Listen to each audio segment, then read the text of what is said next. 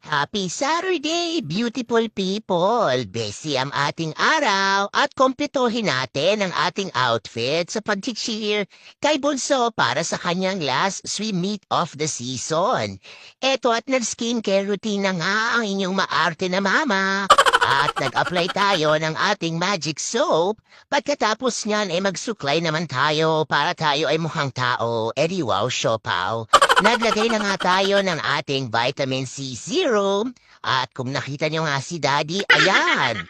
Ano ba yan? Talagang nang aasar pa ang aking asawa.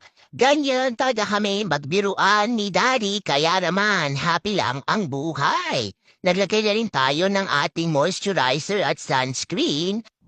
At pinagsaraduhan nga tayo ng pintuan ni Daddy habang siya nga ay nagsusort ng ating damit. Eto na nga ang ating outfit for today. Mama needs coffee.